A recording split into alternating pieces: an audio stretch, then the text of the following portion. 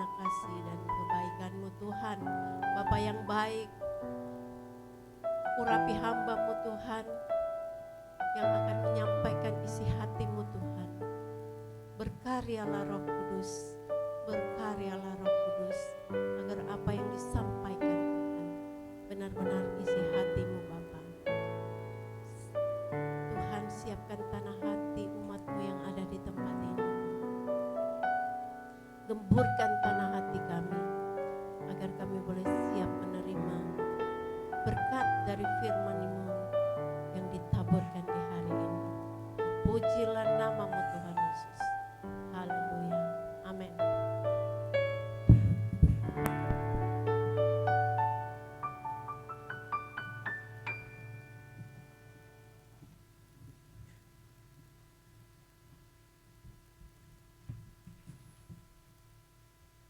Shalom Bapak Ibu yang terkasih. Ada sukacita di hari ini? Yes, amin. Saya mengucap syukur dan berterima kasih kepada Bapak Gembala di tempat ini, Ibu Gembala yang sudah mempersilahkan kami untuk ambil bagian di dalam melayani firman Tuhan di tempat ini. Terima kasih, terutama Tuhan Yesus yang luar biasa. Tuhan masih izinkan saya sampai hari ini bisa melayani Tuhan. Hari ini kita akan membahas tema hari ini itu doa yang membayar harga. Doa yang membayar harga.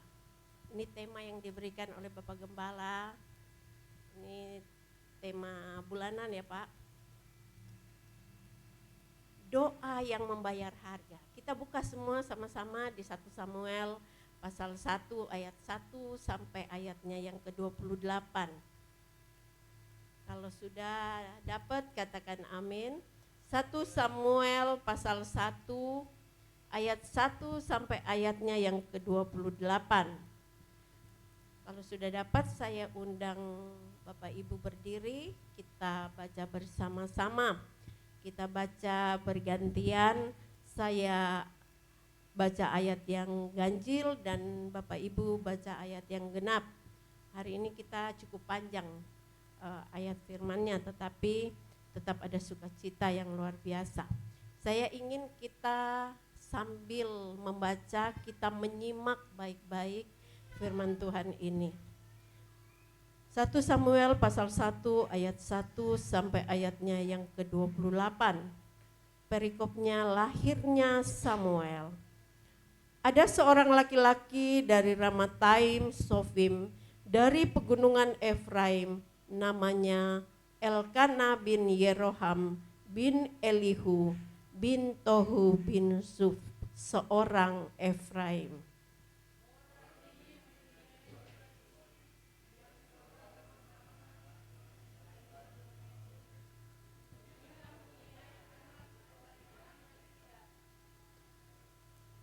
Orang itu dari tahun ke tahun pergi meninggalkan kotanya untuk sujud menyembah dan mempersembahkan korban kepada Tuhan semesta alam di Silo.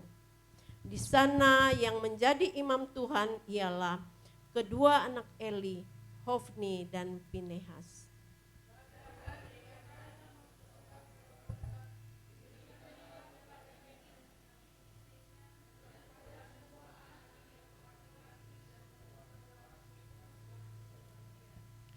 Meskipun ia mengasihi Hana, ia memberikan kepada Hana hanya satu bagian, sebab Tuhan telah menutup kandungannya.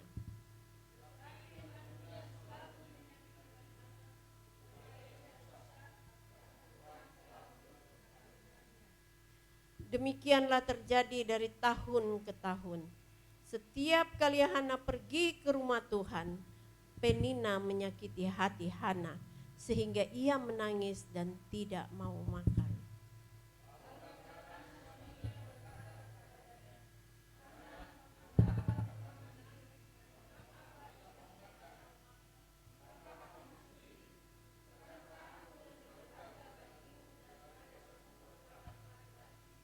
Ayat 9, pada suatu kali setelah mereka habis makan dan minum di Silo, berdirilah Hana, sedang Imam Eli duduk di kursi dekat tiang pintu bait suci Tuhan.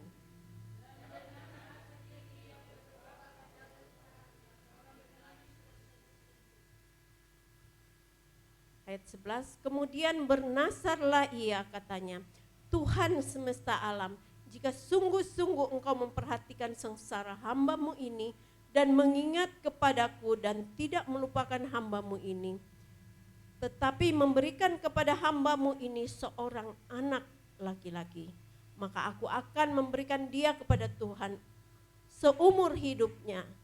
untuk seumur hidupnya, dan pisau cukur tidak akan menyentuh kepalanya.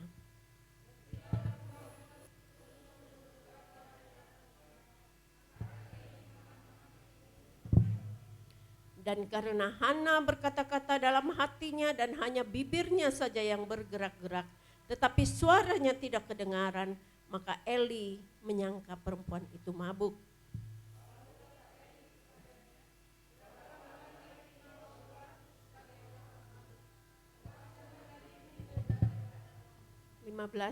Tetapi Hana menjawab, bukan tuanku, aku seorang perempuan yang sangat bersusah hati. Anggur ataupun minuman yang memabukkan tidak kuminum, melainkan aku mencurahkan isi hatiku di hadapan Tuhan.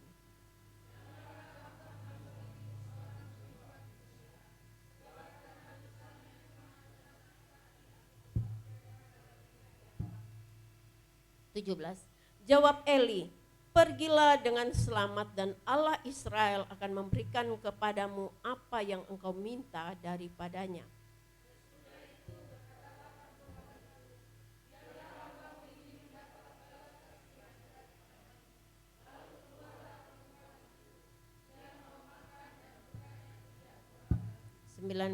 Keesokan harinya bangunlah mereka itu pagi-pagi, lalu sujud menyembah di hadapan Tuhan.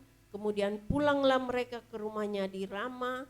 Ketika Elkana bersetubuh dengan Hana istrinya, Tuhan ingat kepadanya.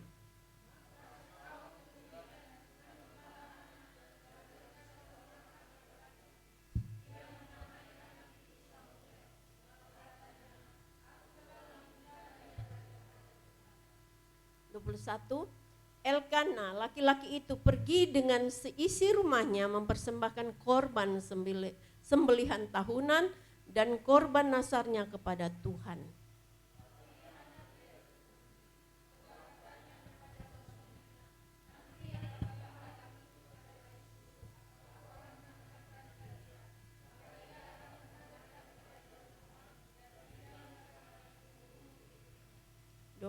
Kemudian Elkana suaminya itu berkata kepadanya, perbuatlah apa yang kau pandang baik, tinggallah sampai engkau menyapih dia, hanya Tuhan kiranya menepati janjinya. Jadi tinggallah perempuan itu dan menyusui anaknya sampai disapihnya.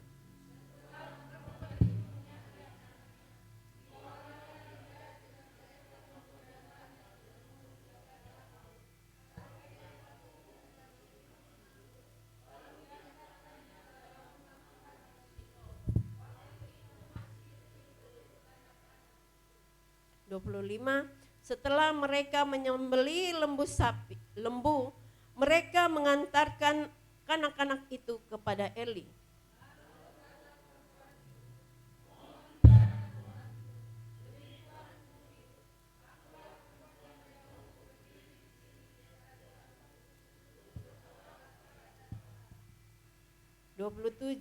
Untuk mendapat anak inilah aku berdoa, dan Tuhan telah memberikan kepadaku apa yang kuminta daripadanya.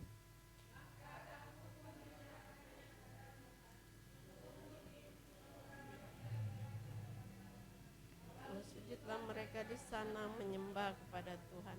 Amin. Terima kasih, Tuhan Yesus memberkati. Silakan duduk, Bapak Ibu yang terkasih. Kalau kita lihat di sini dari ayat-ayat yang sudah kita baca kita melihat kondisi Hana seperti apa. Di ayatnya yang kedua, kita simak lagi.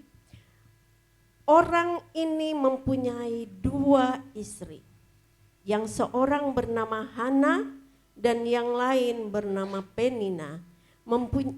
Penina mempunyai anak, tetapi Hana tidak.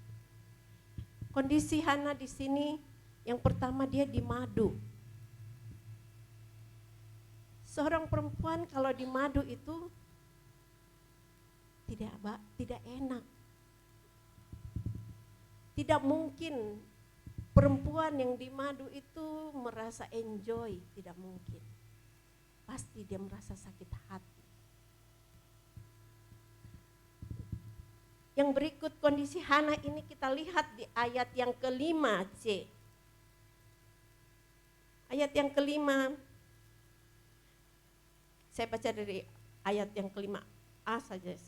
Meskipun ia mengasihi Hana, ia memberikan kepada Hana hanya 1 bagian, sebab Tuhan telah menutup kandungannya. Waduh. Tuhan telah menutup kandungannya. Ini Tuhan loh sendiri yang menutup kandungan Hana. Kalau kita berada di posisi Hana, reaksi kita tuh bisa macam-macam. Kita bisa marah sama Tuhan. Tuhan, kenapa kau tutup kandungan saya? Tuhan tuh tidak adil. Kenapa? Kenapa harus saya? Kenapa bukan Penina yang ditutup kandungannya? Ya kan? Bisa saja. Kita bisa marah kalau kita jadi Hana. Tapi di sini jelas-jelas ayat 5 dan ayatnya ke-6 itu. Ayat yang ke-6 pun ditulis seperti ini.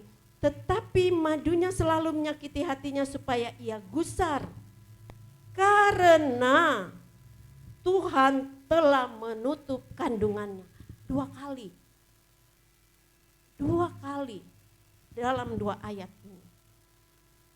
Jelas dikatakan Tuhan menutup kandungannya.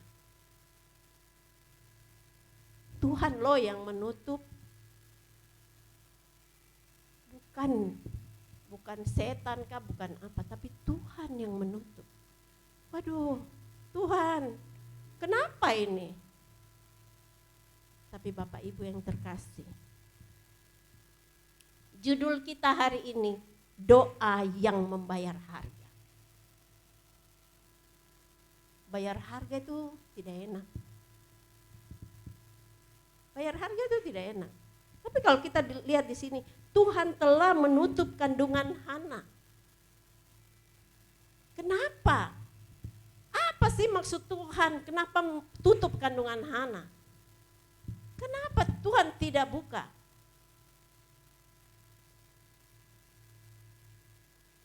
Kalau dilihat di sini kita tahu bahwa kita diciptakan dari awal Tuhan sudah punya rencana dalam hidup kita masing-masing. Amin. Tuhan pun punya rencana dalam kehidupan Hana. Tuhan punya rencana dalam kehidupan Hana. Tapi hanya Hana tidak tahu. Tetapi kita lihat di sini, Hana adalah wanita pilihan Allah. Amin. Tidak sembarang Tuhan menutup kandungan dari Hana. Ada maksud Tuhan di balik Tuhan menutup kandungan Hana. Ada maksud Tuhan. Tuhan mau Hana melewati proses demi proses. Hana harus melewati proses demi proses. Dia harus lulus dalam ujian dulu.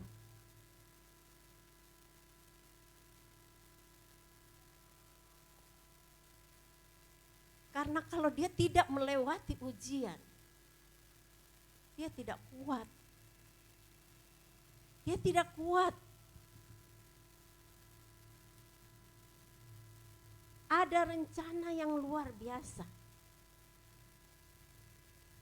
Jadi kalau kita saat ini kita mengalami proses demi proses, kita jangan merasa kesal sama Tuhan. Kita jangan marah-marah sama Tuhan. Kita ikut teladan Hana. Nanti kita akan bahas ke bawah teladan Hana seperti apa. Kondisi Hana yang berikut di ayat yang 6 dan yang ke-7. Tetapi madunya selalu menyakiti hatinya supaya ia gusar. Karena Tuhan telah menutup kandungannya. Demikianlah terjadi dari tahun ke tahun. Setiap kali Hana pergi ke rumah Tuhan, Penina menyakiti hati Hana. Sehingga Hana apa? Ia menangis dan tidak mau makan. Sering tidak kita mengalami yang seperti itu. Kita marah sekali, kita kecewa sekali sampai kita menangis.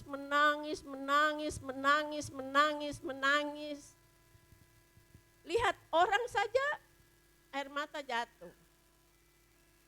Lihat sesuatu saja air mata jatuh. Hati kita terluka. Hana pun demikian. Dia sakit hati. Dia sakit hati, dia manusia juga, dia sakit hati. Di sini dicatat kan, Penina menyakiti hati Hana sehingga ia menangis dan tidak mau makan. Dia sakit hati. Orang yang terintimidasi. Hana ini adalah orang wanita yang terintimidasi. Dia hari-hari diintimidasi oleh Penina. Di sini kalau lihat mereka ini satu rumah. Yang beda rumah saja kepala sakit. Apalagi yang satu rumah. Aduh, pusing. Apalagi Penina pemulut model begini nih, ampun sudah. Ya toh? Lihat. Dia rica-rica. Pedis. Kata-kata Penina itu pedis.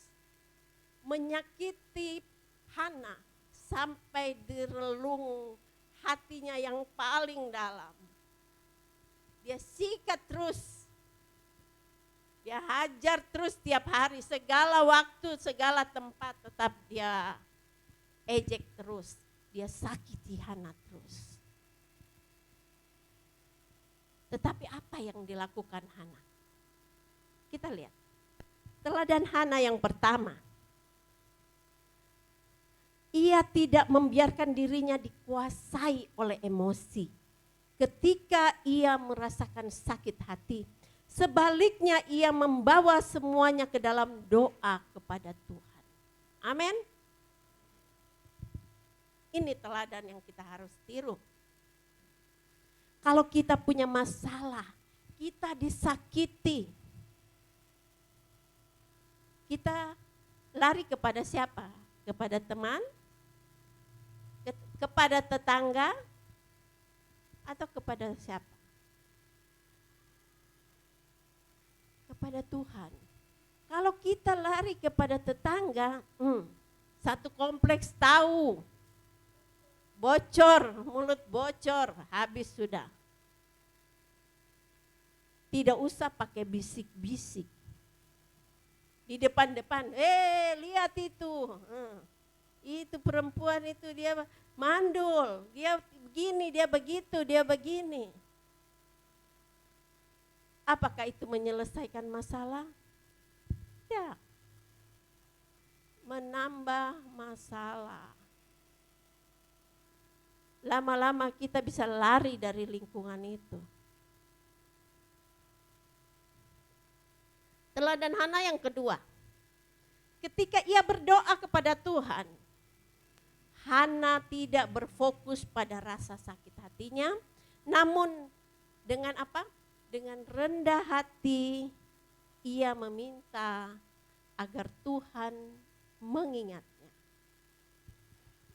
Di ayat yang ke-19, keesokan harinya bangunlah mereka itu pagi-pagi lalu sujud menyembah di hadapan Tuhan. Kemudian pulanglah mereka ke rumahnya di Rama. Ketika Elkana bersetubuh dengan Hana istrinya, apa? Tuhan ingat kepadanya. Doa Hana itu dia minta Tuhan ingat kepadanya. Tuhan ingat tidak? Ingat. Orang yang kesukaannya ialah Taurat Tuhan dan merenungkannya siang dan malam, dia pasti rajin berdoa. Orang yang rajin berdoa, yang selalu menggoncangkan kaki Tuhan. Tuhan ingat dia tidak? Ingat. Ini yang dilakukan Hana. Walaupun dia disakiti terus-menerus, dia dapat mengendalikan dirinya dengan tetap berdoa. Dia tetap berdoa. Dia tetap berdoa. Dia tidak lari ke tetangga. Tidak dicatat di sini. Dia lari ke tetangga. Dia tidak lari ke mana-mana. Tapi dia lari kepada Tuhan. Teladan yang ketiga.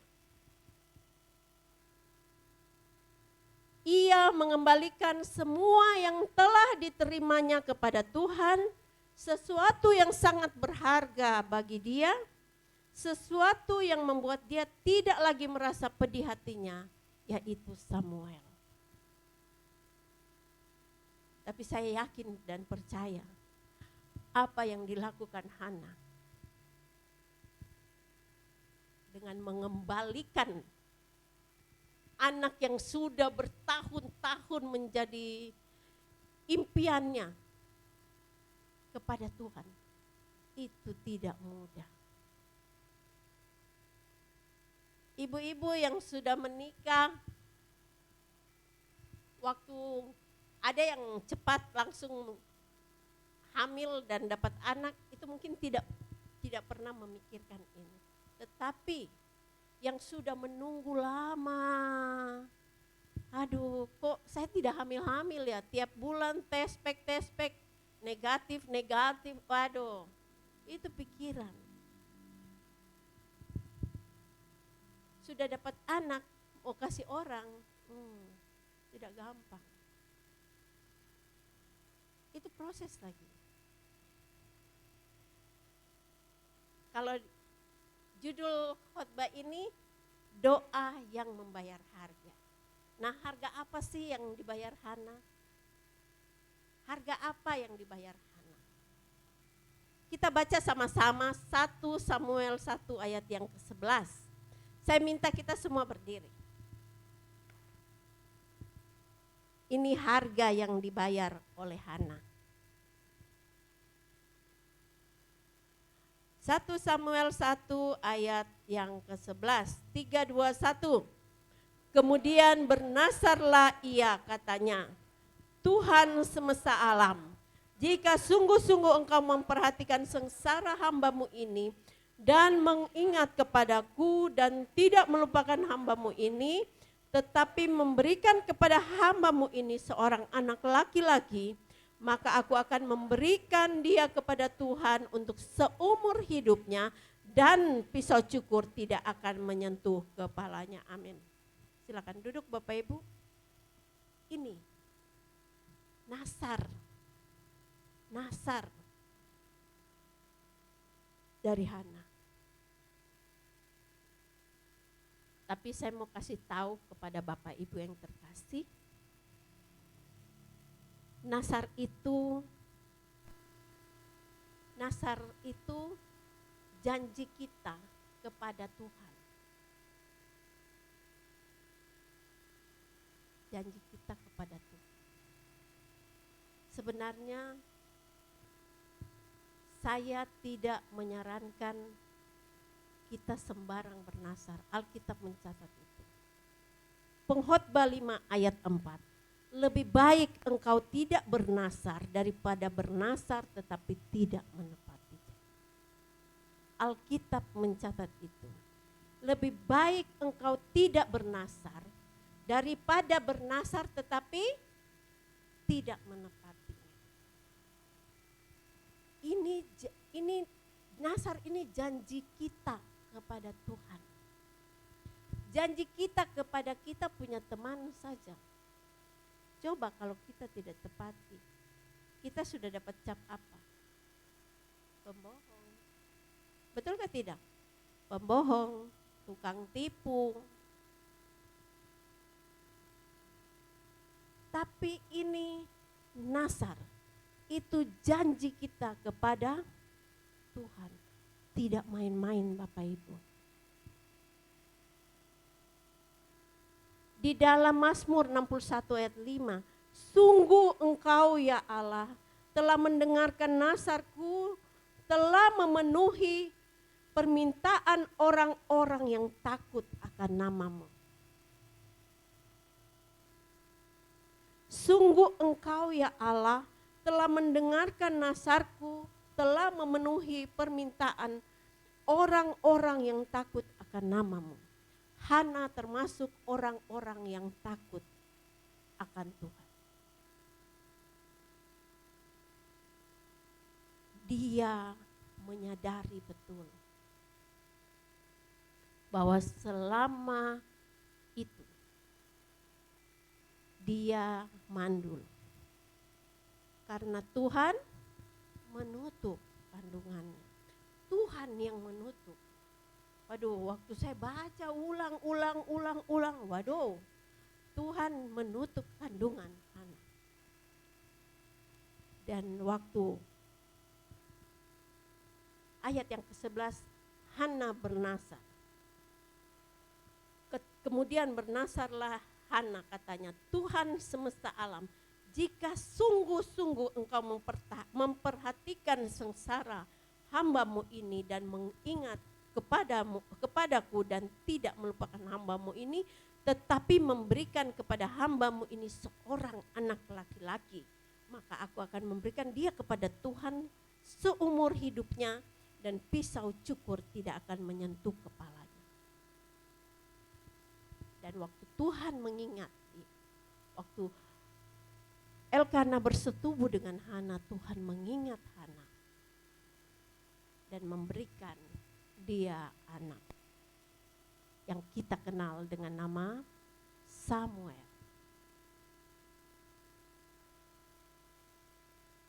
Kalau kita lihat Samuel ini adalah hakim yang terakhir. Dia juga seorang nabi. Hanya Nabi Samuel yang mengurapi dua raja. Hanya Samuel. Setelah itu tidak ada. Alkitab tidak mencatat ada seorang nabi pun yang mengurapi dua raja. Hanya Samuel. Samuel adalah orang besar. Dia tercatat di Alkitab sebagai hakim yang terakhir. Hakim yang terbesar.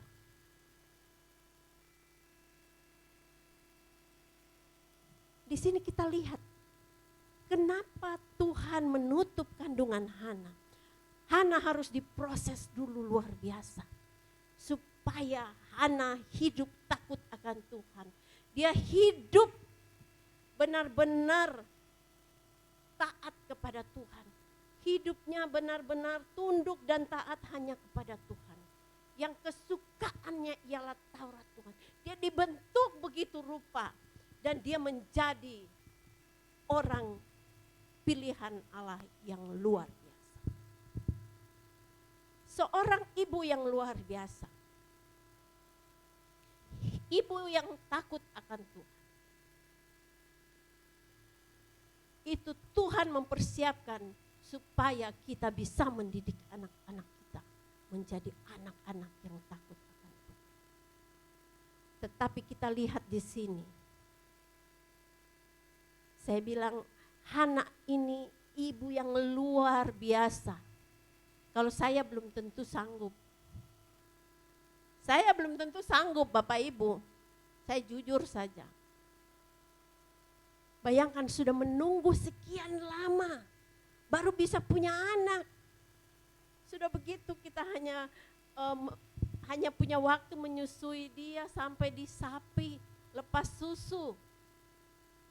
Terus kita serahkan ke bait Allah. Aduh, memang kita serahkan kepada Tuhan karena Tuhan yang kasih. Tapi Bapak Ibu yang terkasih, buat saya itu tidak mudah. Buat saya pribadi tidak mudah. Saya percaya Bapak Ibu juga tidak mudah. Anak yang saya sudah tunggu-tunggu, saya sudah sayang, saya sudah rindukan selama ini. Saya menderita luar biasa demi mendapatkan anak ini. Terus harus kasih Tuhan. Itu tidaklah. Tapi luar biasa Ibu Hana ini. Dia luar biasa. Makanya Tuhan pilih dia. Tuhan pilih dia menjadi mama dari Samuel. Orang besar, pemimpin yang luar biasa. Ada harga yang harus dibayar oleh Hana. Doa yang membayar harga. Ini harga yang harus dibayar oleh Hana. Dia harus menyerahkan apa yang sangat dicintainya, apa yang sangat diharap-harapkannya selama ini kepada Tuhan.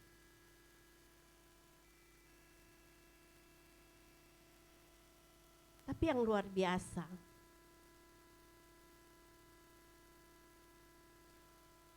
kalau kita lihat di situ di ayat yang ketiga, dan ketiga itu Hana itu taat dan setia. Itu karakter Hana yang kita harus tiru. Hana itu taat dan setia. Kalau kita lihat di ayatnya yang ke-7. Hana itu dia sabar sekali. Dia sabar itu kita bisa bilang sabar panjang. Tuh? Sabar, luar biasa. Tiap hari nih, diejek, diledekin, mungkin saja ditenang-tenang begini kali. Mungkin diinjak-injak, dihina-hina. Dia punya sabar sekali, dia tabah sekali. Dan yang berikut itu di ayat 10 dan 19 dia suka berdoa, dia suka duduk di kaki Tuhan. Dia suka berdoa, dia suka duduk di kaki Tuhan. Dan yang terakhir itu, Hana itu bisa dipercaya dan bertanggung jawab. Kita lihat ayat yang ke-28. Maka aku pun menyerahkannya kepada Tuhan. Seumur hidup terserahlah ia kiranya kepada Tuhan. Lalu sujudlah mereka di sana dan menyembah kepada Tuhan. Saya bilang luar biasa. Ayat ini membuat saya terkagum-kagum luar biasa tentang Hana, tokoh Alkitab yang luar biasa. Hana itu dia hebat, kenapa? Dia bernasar di ayat yang ke-11. Di ayat yang ke-28 dia menepati janjinya. Dia bisa dipercaya karena janjinya dia bisa tepati. Amin. Dia bertanggung jawab. Dia bertanggung jawab. Karena itulah Kalau kita baca di pasal-pasal yang berikut, kita bisa melihat bahwa ternyata setelah Tuhan membuka kandungan dari Hana, Samuel tidak hanya sendiri. Samuel punya adik-adik. Amin. Coba kalau Hana tahan Samuel, saya tidak mau kasih. Saya tidak mau kasih Samuel kepada Tuhan. Mungkin hanya Samuel saja, tetapi Hana menghalangi rencana Tuhan. Tetapi Hana adalah orang yang bisa dipercaya, dia bertanggung jawab penuh dengan janjinya kepada Tuhan, dengan nasarnya kepada Tuhan. Saya ingat saya punya teman, anaknya sudah berapa lama ya waktu itu di ICU. Dokter sudah angkat tangan. Itu mamanya, itu sudah kayak orang apa sudah di luar. Tinggal menangis. Dokter bilang, ibu kita angkat tangan. Sebagai dokter kita angkat tangan. Ibu berdoa saja. Hanya mujizat yang bisa membuat anak ibu hidup. Itu karena anak ini rajin makan jajanan-jajanan itu. Snack, terus model pop ice gitu. Tiba-tiba anak itu dia akhirnya tidak sadarkan diri, cukup lama di ICU. Mamanya sudah tidak bisa mengatakan apa-apa, dia hanya menangis saja, menangis, tidak tahu dia kapan dia makan, kapan dia hanya menangis saja, dia hanya berdoa. Di titik terendah mereka, akhirnya mereka nasarkan anak ini. Kalau Tuhan beri dia kehidupan, kami nasarkan dia jadi hamba Tuhan. Tidak gampang. Tetapi itu jalan terakhir menurut mama papanya. Itu jalan terakhir yang mereka ambil keputusan seperti itu. Dan puji Tuhan, mujizat Tuhan terjadi. Anak ini sembuh. Dia bisa beraktivitas normal kembali. Tapi apa yang terjadi Bapak Ibu? Anak ini waktu dia orang tuanya menasarkan, dia tidak tahu. Itu pun masalah. Anak ini waktu orang tuanya nasarkan, dia tidak tahu. Tapi dia merontak.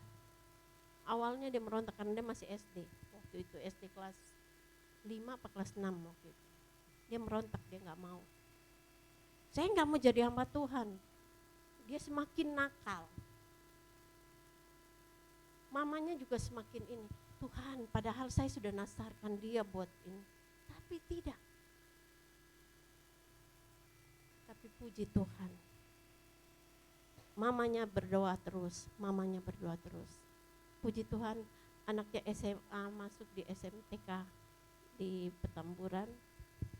Terus setelah lulus dari SMTK, dia sekarang lagi berkuliah, ngambil teologi. Dan puji Tuhan, anak itu waktu saya kemarin ke Jakarta ketemu, dia benar-benar akhirnya menyerahkan hidupnya buat Tuhan. Luar biasa. Tuhan Yesus memberkati kita semua. Kiranya firman Tuhan ini boleh menjadi berkat bagi kita semua. Dan kita boleh tahu bahwa doa-doa kita pun ada doa-doa yang harus kita bayar harganya, dan itu pun tidak mudah.